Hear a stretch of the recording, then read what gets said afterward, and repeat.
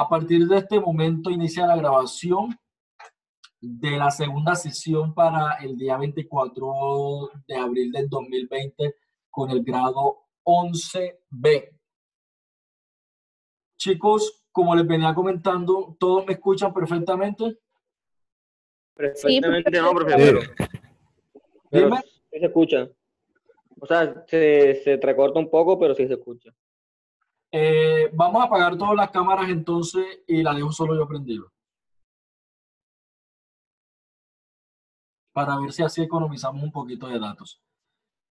Surge lo siguiente. Voy a seguir mostrando pantalla. Decíamos que la macroeconomía entonces tenía esos objetivos y pasábamos inmediatamente al otro momento donde quiero mostrarles este mapa mental. Macroeconomía se preocupa del estudio del funcionamiento de la economía en su conjunto en una visión simplificada que le permite interactuar a nivel de la actividad económica, lo que yo les explicaba ahorita rato, cómo estudiar a partir de los indicadores. Se centra en el estudio clave ¿de qué? De las variables y que ayuda a diseñar políticas, que es lo que terminan haciendo en última todos estos estudios. Esto no se estudia solamente para saber, se estudia también para tener conocimiento, pero para poder crear unas políticas que solucionen cada uno de esos inconvenientes que se vienen teniendo, ¿cierto? Y en esa medida tiene unos objetivos y es, uno, el crecimiento de la producción, saber qué tanto están produciendo, cómo está el empleo, la estabilidad de los niveles de precio. También se ocupa de cómo está el déficit y el presupuesto público, de cómo está la balanza comercial, qué tanto estamos sacando, qué tanto está ingresando a nuestro país, y lo hace a partir de unos indicadores propios, que somos los que hemos venido estudiando. Uno es el Producto Interno Bruto, ¿cierto? Ya vamos a ir para allá, otra vez a darle un repaso a lo que es PBI. Lo otro son los índices de precio al consumidor, IPC, y hablábamos de cómo estos ayudan en cierta manera a, uno, indicar cuáles van a ser los futuros precios de los productos y dos, establecerlos dependiendo de las necesidades de cada uno de los consumidores. También a partir de qué, de las exportaciones, las importaciones y cómo esto generaba inflación, que terminan siendo conceptos básicos de la economía, y esto es economía general o economía básica, cada uno de los conceptos que hemos venido trabajando. Por eso les digo que, a diferencia de las ciencias sociales, ¿cierto? Es necesario que aquí cada concepto nos quede claro para poderlo entender, porque si no nos vamos a equivocar de una cosita con otra. La economía necesita de conceptualización y necesita entendimiento y razonamiento lógico para poderlo entender. Entonces pregunto, ¿hasta ahora todo bien o alguna pregunta? No, todo bien. PBI o Producto Interno Bruto. ¿Quién me dice que es el PBI? El Producto Interno Bruto no es lo de las exportaciones, o sea, que no sé, yo sé que tiene que ver con las exportaciones, ¿no? Es un cálculo que se hace entre exportaciones. Sí, como un cálculo de las exportaciones y las importaciones que entran al país, ¿no? Esa es una de las formas de medirlo. Es la magnitud macroeconómica que expresa el valor monetario. Mira, el vivo buscó un cuaderno. Entonces, es una medida, profe. Cuando hablamos de magnitud, hablamos de medida, hablamos de un indicador. Entonces, el PBI es un indicador macroeconómico. Sí. No se nos olvide. El PBI es un indicador macroeconómico. Una de las cosas que arroja la macroeconomía es el PBI. Dice, el PBI para este país está en tanto porque se analizó un conjunto de variables que nos arrojaron este resultado. ¿Cierto? Entonces, decimos lo siguiente. Por favor, me colabora Mateo Castilla. Y yo también. El siguiente. Y yo también. Yeah. Mateo, léelo, por favor. El PIB es el valor monetario de los bienes y servicios. Yo creo que debe tener interferencia, al igual que yo, por el tema de datos. Entonces, colabórame tú, Castaño, para ver. Ya, pues. El PIB es el valor monetario de los bienes y servicios finales producidos por una economía en un periodo determinado. Y también se le denomina Producto Interno Bruto. Producto se refiere a valor agregado. Interno se refiere a que es la producción dentro de las fronteras de una economía. Y bruto, además de Reynolds, se refiere a que no se contabilizan la variación de inventarios, depreciaciones o apreciaciones de capital. Listo. Entonces, es un valor monetario de los bienes y servicios finales, porque también hay que hacer diferenciación, que no los voy a embolatar, solamente los voy a dejar como una nota, con Producto Interno Neto, PIN. Es muy distinto al PBI, ¿cierto? Producto Interno Neto hace referencia a los valores agregados que hay incluso fuera de la nación. Producto Interno Bruto hace referencia a todo lo que una nación produce, ¿cierto? Un ejemplo, saber cuántas empresas en Colombia hay, saber cuánto es el nivel de empleo, saber cómo están los servicios básicos, saber cómo estamos de canasta familiar, saber cómo está el nivel de importaciones, saber cómo está el nivel de exportaciones, entender que las importaciones no pueden estar por encima de las exportaciones, aunque muchas veces, y para el caso nuestro sí se da, tiene unas implicaciones económicas bastante fuertes para el país. En esta medida, entonces, me colabora Juan Diego, por favor. Ok, con esa lectura. Por favor. Ok. Para el cálculo del PIB solo se tiene en cuenta la producción que se realiza en el país, dentro de las fronteras geográficas de la nación, sin importar si está producido o fue realizada por personas o empresas nacionales o extranjeras. ¿Qué quiere decir eso?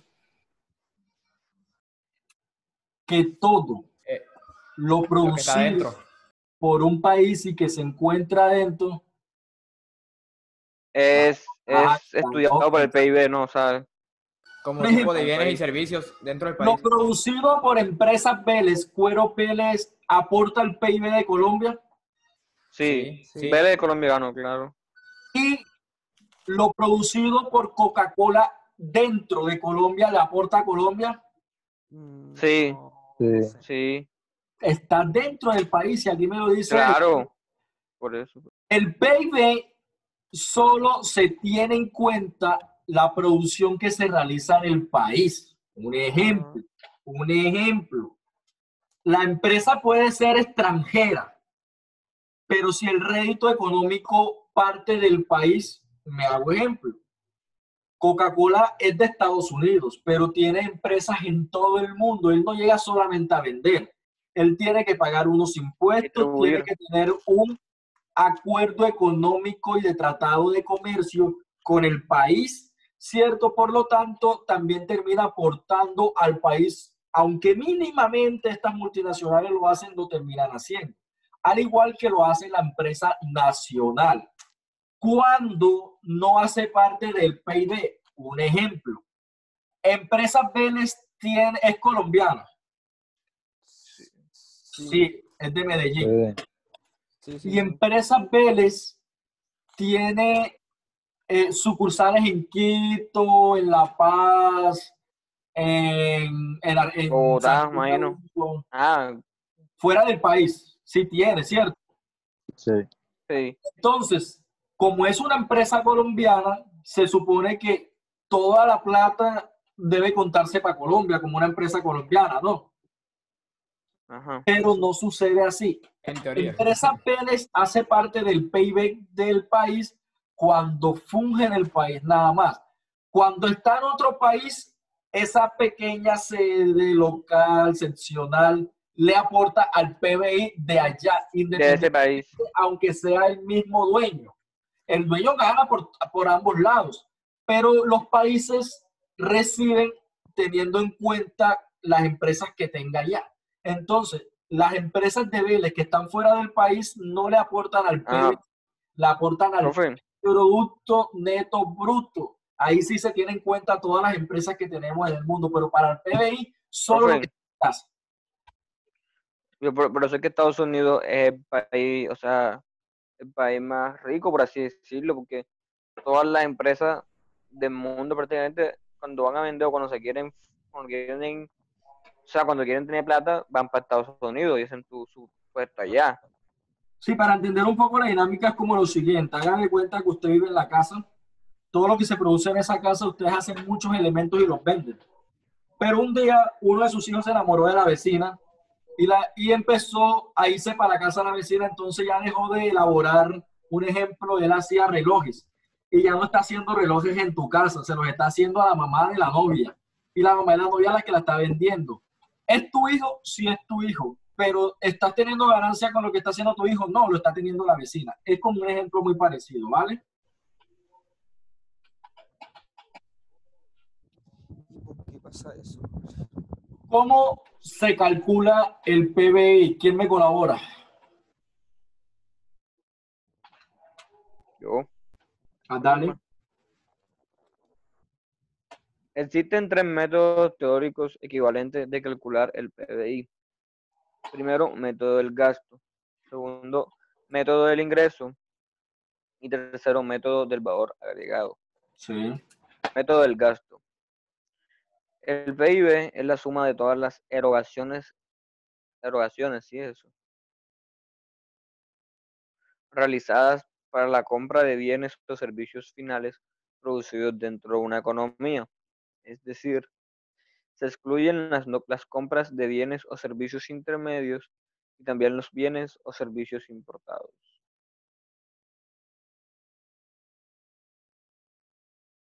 Tiene el micrófono apagado, profe. Esto quiere decir que el método del gasto fue el que más estudiamos en clase, que tenía una fórmula, ¿verdad? Sí, señor. Sí. ¿Quién me dicta esa fórmula, por favor? Yo, profe, yo. Dale. Primero es gastos públicos, no, perdón, consumo. No te escucho. Ahora, Sí. consumo, Sí. gasto, inversiones, Más gastos públicos, más gasto público, ajá, Más exportaciones. más exportaciones menos importaciones.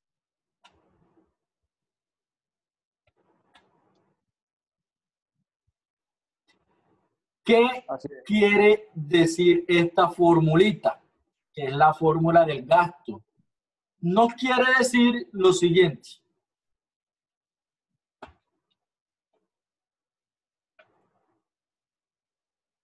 El consumo de un país, lo que consume del extranjero, lo que consume de sus nacionales, más lo invertido por las empresas privadas y las empresas públicas dentro del país, que aquí es donde hablamos del gasto público, y todo lo que nosotros sacamos del país, ¿cierto?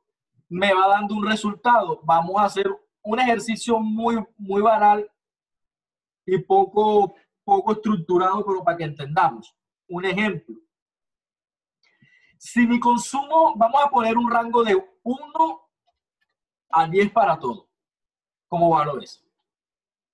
Si mi consumo está sobre el 6, eso lo tengo que sumar a todo lo que yo estoy gastando en inversiones, y vamos a suponer que las inversiones estén sobre el 4, ¿cierto?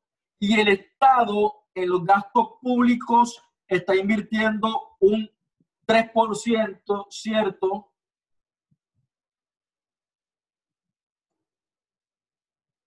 Un 3%, y lo que yo estoy sacando es un 7, ¿cierto? Eso me da 10, 13, 20, ¿cierto? Ese número 20 no puede estar superior a las importaciones, ¿cierto? ¿Qué quiere decir? Si todo esto es lo que yo estoy gastando en cierta medida en consumo, inversiones, gastos públicos y mi salida de productos, lo que yo esté invirtiendo, o sea, el gasto de importación, no puede ser elevado a 20. ¿Por qué? Porque si yo estoy importando 25, quiere decir que estoy gastando más de lo que estoy ganando. Y mi PBI se va a ver afectado. Por lo tanto, ahí empiezan a jugar otros indicadores que más adelante y sobre el segundo periodo estaremos trabajando de cómo se empieza a competir para que no caigamos en esas medidas. Pero ahora por ponerles un ejemplo, ¿por qué todo esto está en más y aquí se habla de menos? Porque es que estos gastos no pueden estar superiores, deben estar superiores siempre a lo importado. Para el caso de Latinoamérica, muchas veces gastamos más en traer productos de afuera, alimentos, sanitarios, insumos médicos, medicamentos, que producirlos aquí mismo en el país, y ahí es donde se ve un poco afectada y empieza a variar un poco la economía y las divisas del país. ¿Cómo vamos hasta el momento? Pregunto, no se les ocurra no preguntar. Bien. Bueno, supongo que vamos bien. En esta medida, yo creo que nos va a dar tiempo hoy solamente de trabajar economía. Ya estaremos buscando, ya les estaré mandando una guía para sociales, para repaso de sociales, pero considero que los temas de sociales eran mucho más sencillos, no que sean sencillos, porque entender la economía es muy compleja incluso para nosotros los docentes, pero quería hacerlo con economía porque sé que es donde tenemos el mayor número de falencias. Volvemos nuevamente a la diapositiva y nos dice que el PBI, además del gasto, también tiene otros variables para su medición y es el de valor agregado. El PBI es la suma de los valores agregados de diversas etapas de producción y en todos los sectores de la economía. ¿Qué quiere decir eso? Ya usted sabe lo que es un valor agregado, cuando un producto obtiene un valor agregado, cuando la economía obtiene un valor agregado, y todo esto depende de las innovaciones, todo esto depende de la propuesta económica que se le haga al mercado. El valor agregado que agrega una empresa en el proceso de producción es igual al valor de su producción menos el valor de los bienes intermedios. Lo que les explicaba hace un momento, solamente que los conceptos económicos son bastante complejos y muy técnicos al momento de hacerlos. Y el valor de ingreso, que el PBI es la suma de los ingresos de los salarios, las ganancias de las empresas, los impuestos menos subvencionales, las diferencias entre el valor y la producción de una empresa y el de los bienes intermedios. Tienen tres destinos: los trabajadores, las empresas y el Estado. ¿Vale? Pero ahorita no nos vamos a detener en esto. Lo que les explicaba ahorita rato, no solo existe el PBI, existe el PNB y existe el PNN. El PBI, que es el que estamos estudiando, es la magnitud que utiliza para determinar la producción nacional. O sea, la nacional. Son todos los B y S finales. ¿Qué quiere decir eso? Los bienes y servicios finales producidos dentro de las fronteras de la economía, lo que no sale de la frontera de Colombia, para el caso nuestro. En cambio, el PNB, ojo, y el PBI no le interesa si lo que se produce aquí es de una empresa extranjera. Mientras se produzca aquí en nuestro país, hace parte de la medición del país. Pero el PNB, que es Producto Nacional Bruto, es la medida de la actividad productiva en un año. Es el valor a precios de mercado en todos los bienes y servicios y los factores de producción. Y el Producto Nacional Neto es lo que la nación tiene incluso fuera de sus fronteras. Lo que yo les explicaba ahorita rato, como una empresa colombiana también tiene una cierta competencia económica en otros países y eso también termina generando rentabilidad a nuestro país. Entre más empresas generemos y entre más empresas tengamos en el extranjero, en esa medida también vamos a crecer económicamente.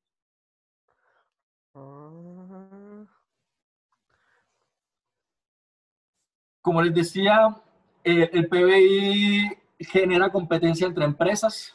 Es aquí donde sabemos cómo estamos. Debe crecer siempre por debajo de la inflación. Significa que los aumentos salariales tendrán que ser menores al de la misma y el crecimiento del PBI representa mayores ingresos para el gobierno a través de impuestos. Las empresas, por eso es que ustedes se dan cuenta que no pueden funcionar sin una cámara de comercio, sin un permiso sanitario. Si son expendios de licores, no lo van a poder hacer sin un permiso de bebidas alcohólicas, y si van a poner música de las entidades como en Colombia de Saico y Acipro y cosas como esta. Y ahí es donde el país obtiene sus réditos económicos a partir del cobro de impuestos. Ejemplo, cuando una multinacional quiere entrar al país, él empieza a jugar una serie de tratados y acuerdos con el país donde dice cuánto va a pagar, cuánto empleo va a generar y cuántos indicadores va a ayudar a resolver de cierta medida.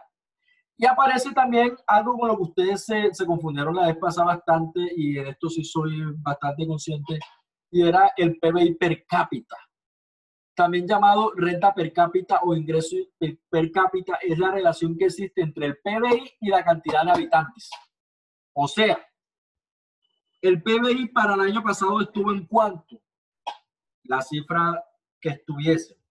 Esa cifra se divide entre el número de habitantes y eso es aproximadamente en cuanto está el PIB per cápita, lo que quiere decir cuánto está más o menos utilizando del PBI, moviendo, transfiriendo o... No se le escucha, profe. No se escucha, no se escucha. Profe, no se escucha. Pero, ¿por qué dice PBI? Ey, profe. ¿Qué PBI? Profe. Creo que no se ha dado cuenta. Sí, Rafa, sí, Rafa. Profe. Profesor, No se le escucha nada, mi hermano. se le fue el audio. Y ojo que eso lo estoy grabando. Yo no voy a escuchar. Profe. Profesor, La bulla, ¿quién es de la bulla fuerte de la guachafita? Ya. ¿Desde dónde me dejaron de escuchar? Desde el anterior. Sí, el anterior. per cápita. El anterior no lo escuchamos. Ajá, todo eso no escuchamos. No, que el PIB cuando ya tiene un resultado se divide entre el número de habitantes y es aquí donde se saca el PIB per cápita y saber con cuánto puede sobrevivir una persona. Pero es algo que vamos a estar trabajando más adelante y que no nos vamos a confundir con eso, sino que les decía que lo poníamos aquí como para el estudio Profesor, y para una... tener en cuenta. Pero les decía que hubo un tema que fue bastante controversial y que quiero hacer salvedad, que es un tema que está establecido y es acorde al grado Por una pregunta. y hace parte de la economía básica, y es la inflación, porque la inflación nos va a permitir en cierta medida conocer cómo se encuentra un país frente a los fenómenos económicos. Y dice que el fenómeno es un fenómeno económico que se manifiesta a través del incremento incesante en el nivel general de los precios. O sea, la plata pierde valor. Siempre hemos puesto el caso más cercano, aunque no es el único, el caso venezolano, pero ahí vamos a entender más adelante que ahí no hay una inflación como tal, ahí hay una hiperinflación. En Colombia, ¿existe inflación? Sí. Lo que pasa es que según las teorías económicas, la inflación puede mantenerte hasta ciertos niveles y cuando ya pasa esos niveles, quiere decir que la economía viene en pique y que vamos a presentar unos inconvenientes, sobre todo en el alza de los precios. El alza de los precios va a generar un desequilibrio social y el desequilibrio social va a generar también un desequilibrio de Estado, que es lo que estamos presentando en muchos países vecinos, donde empieza incluso a verse el tema de hambruna y empiezan a crearse unas medidas para contrarrestar a la hiperinflación, que es a la cual no debemos nunca llegar. ¿Colombia tiene inflación? Sí, pero se mantiene sobre unos niveles que todavía no, aunque siempre se ha intentado como sobrepasar, y eso de cierta manera amenaza la economía estatal y las estabilidades de las personas. Pero bueno, la inflación tiene unos costos. ¿Qué quiere decir costos? O sea, tiene unas consecuencias perjudiciales. De No se pronto le puede escucha ser entrecortado, profe. Un poquito. el internet, debe ser el internet. Los costos de la inflación son la pérdida del poder adquisitivo. Los bienes pierden valor, porque donde no hay un sustento económico, no hay un valor en los bienes, ¿cierto? El efecto en el ahorro. Cuando hay inflación y los precios suben, la gente le queda menos posibilidad de crear ahorros, y cuando las familias o los núcleos familiares no poseen ahorros estables, no tienen posibilidades de nuevas inversiones. Cuando no invertimos, probablemente no podamos avanzar socialmente hablando. Efectos en la tasa de interés. Obviamente, las bancas empiezan a recuperar todo lo invertido y empieza un aumento en la tasa de los intereses. Aunque parezca mentira y no lo justifico porque soy uno de los grandes afectados, en esta crisis lo que viene haciendo las grandes empresas prestadoras de servicios como Electricaribe o las de agua o gas es que incrementaron los precios en los servicios como forma también de mantener su economía. Efectos en la competitividad internacional. No podemos, la inflación no nos permite generar una competencia porque tenemos que centrarnos en poder solucionar los problemas internos. Incertidumbre. No se sabe qué va a pasar. A pesar de que Venezuela ha venido sobresaliendo del problema, todavía no hay una ruta clara de cómo solucionar el problema. Y eso quiere decir, por favor, el chat. Y existe un malestar laboral obvio, empiezan los desempleos, empiezan los despidos masivos, las empresas que no pueden sostenerse y que ya tienen que cerrar, empiezan a despedir a sus trabajadores, y de esta manera la inflación es ahí donde ve todo su... Y si nos damos cuenta, esto lo podemos comparar con muchos países, incluso con algunos momentos de la economía colombiana, ¿cierto? Pero hay que entender la inflación a partir de este concepto. Sucede que hay algo totalmente distinto a la inflación y contrario, y es la deflación. O sea, persiste la caída del nivel de los precios en una economía. No confundir la deflación con la caída de la tasa de la inflación. Deflación, hay una buena y hay una mala. ¿Cuándo la deflación es buena? Cuando Cuando es hay mínima. incremento de la productividad y se disminuye el desempleo. Cuando eso sucede, mayor productividad y mayor empleo, decimos que hay una deflación buena. Pero cuando la disminución de la producción existe y existe un aumento del desempleo, la deflación no es buena. ¿Comprendido? Sí. Ya nos quedan 10 Señor. minutos. ¿Cuáles son los costos de la deflación? Desempleo, efecto en la inversión y los costos para deudores, ¿cierto? Para las personas que están invirtiendo, se les elevan los costos muy exageradamente. La inflación se encuentra en diferentes grados: inflación moderada, hiperinflación, que era lo que hablábamos, y ayuda cuando ya sencillamente el país está en el acabose, hay una catástrofe, ya no se puede levantar, y muchas veces cuando esto sucede hay intervencionismo extranjero, y es cuando hay una inflación crónica o galopante. Entonces, la inflación moderada es cuando la subida de los precios sigue una tendencia gradual, cuando vamos así, hacia arriba, ¿cierto? Y la inflación crónica se conoce como el crecimiento continuo elevado de los precios. Sube, baja, y se mantiene en eso, pero en tendencia hacia arriba, nunca hacia abajo, aunque muchas veces baja y otras suba, siempre va en tendencia hacia arriba, como lo muestra la gráfica. Muchas veces los precios suben, en algunos momentos bajan, vuelven y suben, se mantienen un poco estables, pero siempre van en tendencia hacia la subida. Y cuando hay hiperinflación es cuando hay una forma extrema. Los aumentos persistentes de los precios pueden provocar crisis de todo sistema económico, ¿cierto? La familia, los gastos de la familia, la compra de bienes y servicios, y se genera un estado emocional totalmente adverso a lo que siempre hemos considerado. ¿Alguna pregunta hasta aquí?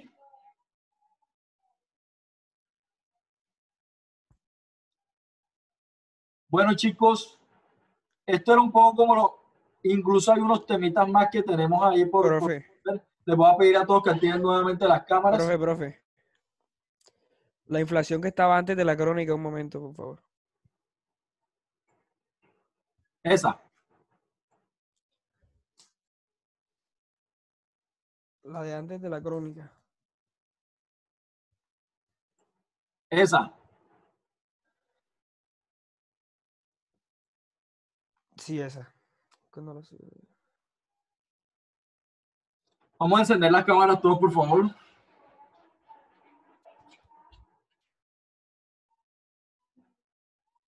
Ya, gracias. Mío, ya.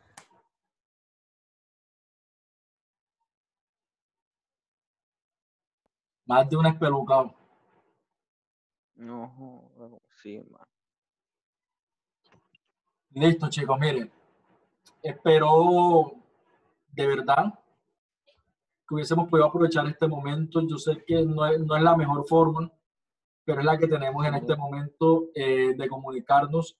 Si en verdad queda alguna pregunta, todavía nos quedan unos 7 minutos para avanzar.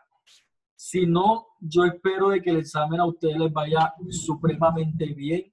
Por interno pueden irme haciendo las preguntas necesarias. ¿Cuál va a ser la forma de mi examen? El día que les toque a ustedes, en la hora que les toque a ustedes, en el blog de Ciencias Sociales, que les invitaría a que esta tarde lo revisaran. Ahorita de pronto no van a encontrar mucho, ¿cierto? Pudiesen revisarlo. Primero van a encontrar las clases, la información de la primera clase del segundo periodo y la información referente a el estudio para el examen acumulativo.